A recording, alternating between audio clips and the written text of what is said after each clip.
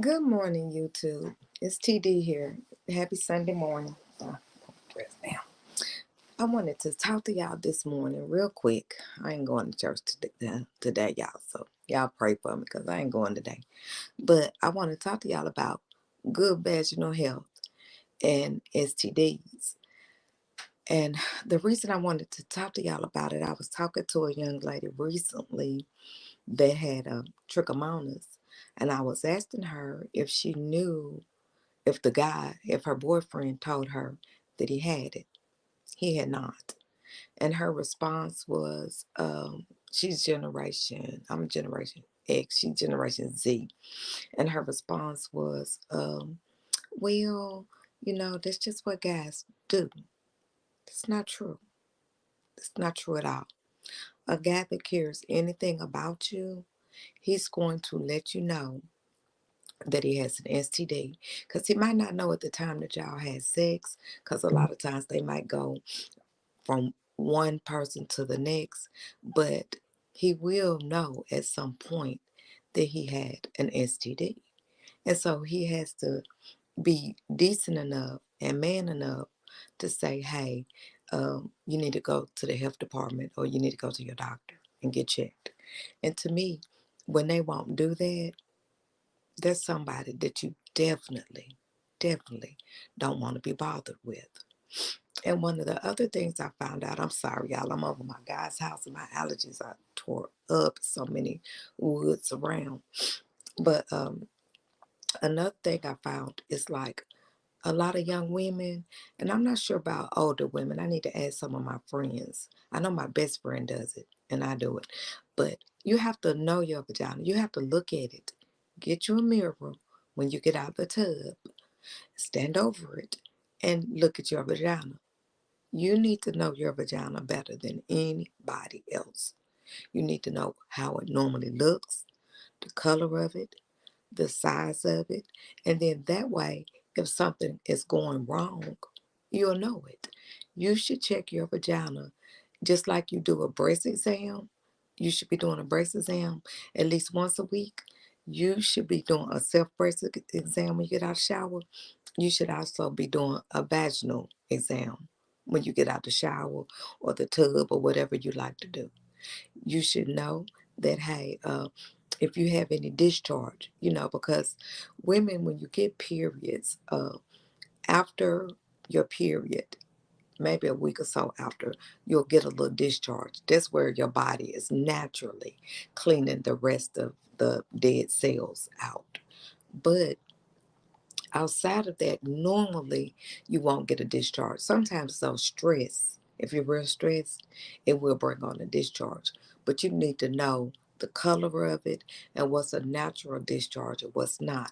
Like for instance, if you're having just a whole lot of a discharge that won't stop for maybe like a week or so, more than likely you have trichomonas or chlamydia. Every woman doesn't get that, but most women will get that discharge. But what happens with women uh, that's different from men is our discharges stop. You still have trichomonas or chlamydia. You still have the STD, and you have to go to the health department or your primary care provider or your OBGYN, whatever you have, and get it cleared up. Because if you don't clear it up, you're going to start having health issues from it. Same as if you're to get syphilis. If you start seeing a red rash on your hands or the palms of your feet or a rash that you don't normally have, you want to go and make sure that you haven't gotten syphilis. It presents itself in a rash. So it's nothing wrong with going, gonorrhea. Gonorrhea is a greenish discharge. So if you start seeing some green coming out of your vagina, that's not normal. Your discharge should be a clear to whitish color. That's what your discharge should normally look like. So anything outside of that, if you start seeing a discharge that looks like cottage cheese, more than likely you don't have an STD. You probably have your pH has gotten messed up. And a lot of times that's because his hands were dirty or You might have changed the soap that doesn't agree with your vajayjay, or he messed around. But it's normally one of those three things when your pH gets thrown off like that and you get that cottage cheese looking thing. But women, do not be afraid to embrace your body because it's the only one you got. Embrace your body.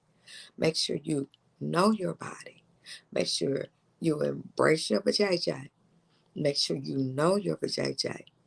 And know anything that's going on that's different down in your private areas because that's yours.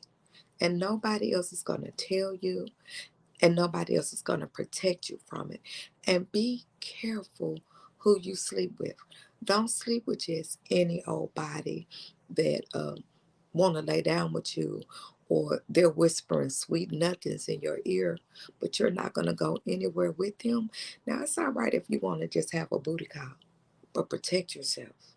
Protect yourself if you just want to have a booty call. But if you want, my glasses bother me today, y'all. But I can't really see now. But if you want to get in a committed relationship, make sure that you know your body before you ever get into that relationship. Okay? Make sure that it's understood by you and your partner that, hey, I will be getting yearly or twice yearly checks.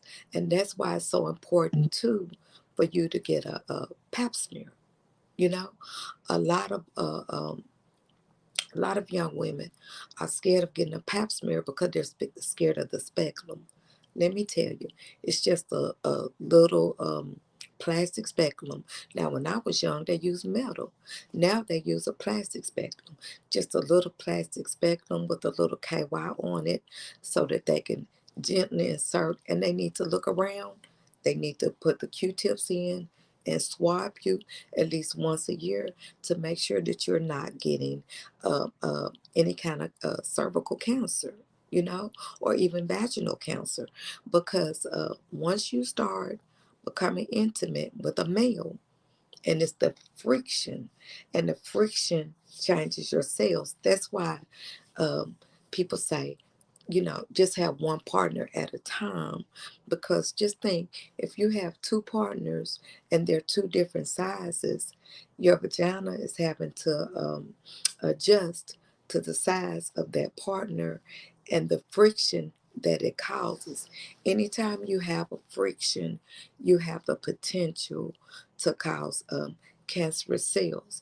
But if you have the same partner, your vagina is used to that particular size, and you don't have that same potential of that friction causing cancerous cells because you think he's in and out. So it is causing friction. So try to just keep you one partner.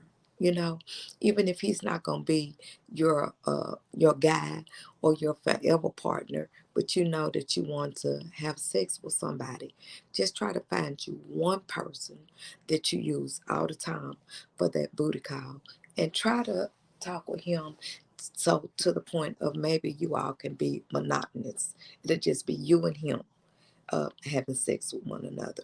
Now you can't trust it because you can't even trust that with a married man. But the only thing you can do is discuss it and try to protect your own vaginal health and wellness. That's the only thing that you can do. Do not put douches up in your vajayjay. It's not needed. And don't put a douche up in your vajayjay. You know, all you need is your good old soap and water, and not a perfumed soap. You can get you something that's gentle with a pH balance, or you can use Dial soap on your vagina. I gave you a previous video on the correct way to clean your vagina, so you all can go back and watch that if you want to know the correct way to clean your vagina. But don't be afraid. If you start seeing discharge or whatever, you need to go. But once you become sexually active and you get 18, they normally don't like to do a pap smear before you're 18. But once you become 18 and over and you're sexually active, please go for your pap smears. And even before then, know your vagina so that if something is wrong, you'll already know it. All right, y'all. Happy Sunday morning. This has been TD here. I hope that you all got something out of the video. Please subscribe. Please share my video. Trying to grow my little channel. Share and subscribe. Give me a thumbs up if you liked anything that I said. And happy Sunday, guys. Bye.